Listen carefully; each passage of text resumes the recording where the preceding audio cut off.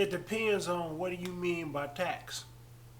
Should we charge them more for direct tax, or should we be charging them more in indirect taxes?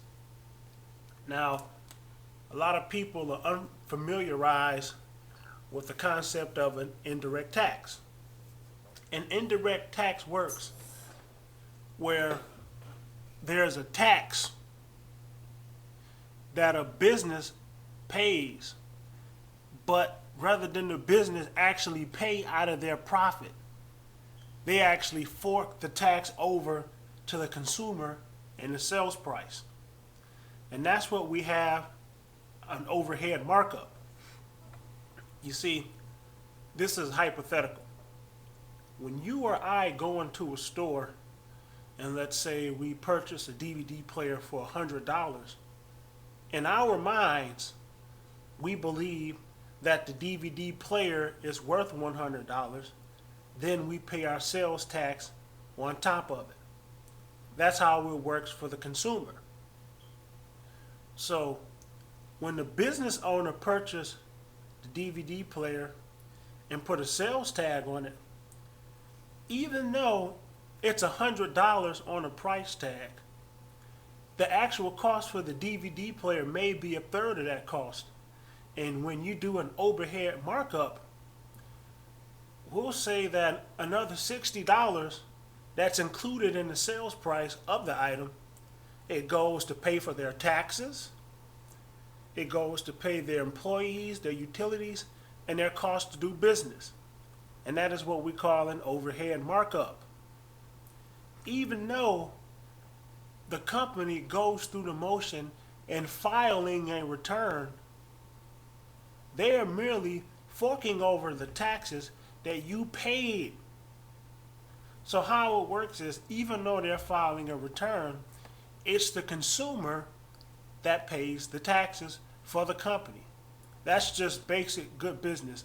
Your cost to do business is always handed over to the consumer.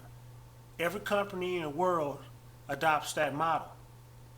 So another way we can look at it, in accounting, there exists something called a book entry trick. You know, we use accrual-based accounting.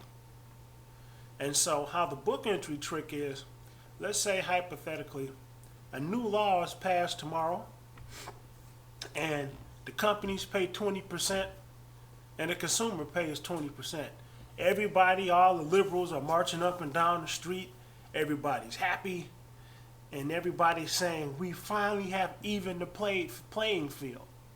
It may look as if you've even a playing field, but a book entry trick just happened that's not listed on the books. Even though on paper, using that scenario, the consumer would pay 20% taxes, and so would the business owner. But remember the overhead markup. Everything that the business would have to pay in taxes, they charge to the consumer. So now there's a new tax rate, but it's not on paper. In that case, the new tax rate would be 40% for the consumer and 0 for the business. Businesses do not pay taxes. And it's a good business model. You know, you're doing good business. You fork over your cost to do business to the consumer.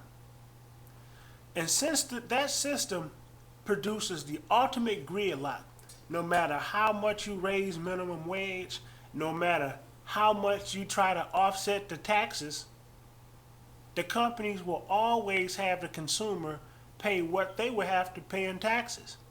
And that is what we call an indirect tax. When you purchase an item for, let's say, $100, you assume everything right there is $100 in your sales tax. The indirect taxes that the company is charged, they will never print it on your receipt. So when you look at the $100, that $100 actually it actually represents other amounts of debt. For example, if you were to get a traffic ticket, you'll look at the ticket and it'll say $186, but when you further investigate how much of that is a sum certain and how much is a penal sum, you will see that out of the $186, the court is asserting a certain amount of charge, the city is asserting a certain amount of cost, and the state is. And that's how when you look at debt, the price is at the real price, the real sum certain is actually hidden in the cost of that debt that's on the receipt.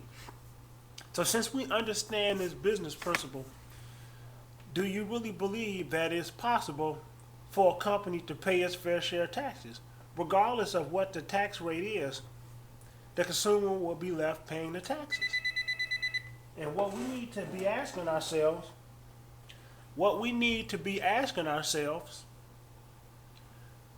do we really want to be a free constitutional republic? Or are we going to be communists in a lot of government to continue to regulate commerce and to continually rig the economy and put it in a constant state of gridlock? You know, a lot of people like to hear these statements on equality and freedom.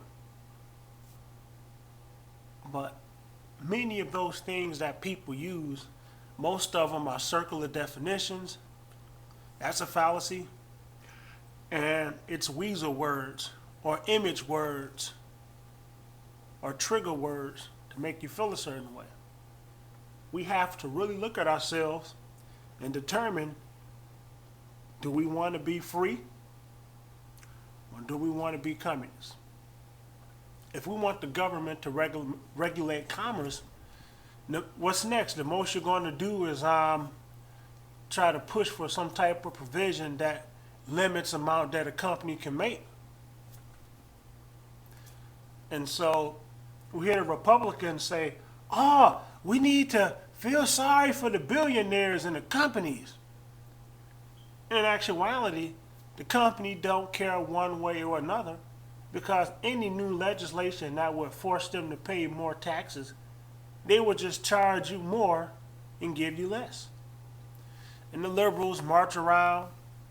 Your liberal president wants to tax the companies. He already knows himself that the companies are simply going to charge the consumer the sales price.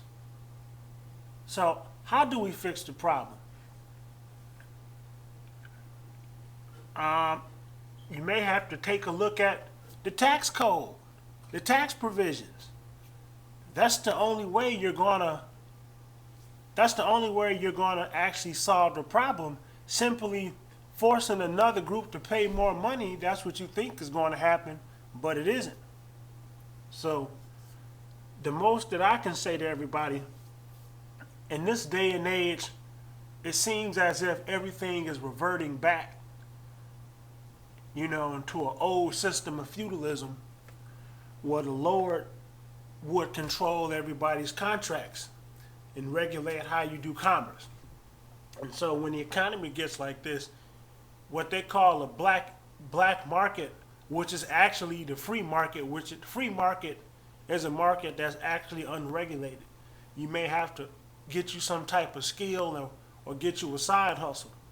Other than that, there's no such thing, in actuality, there's no such thing as a company paying its fair share. Have a good day.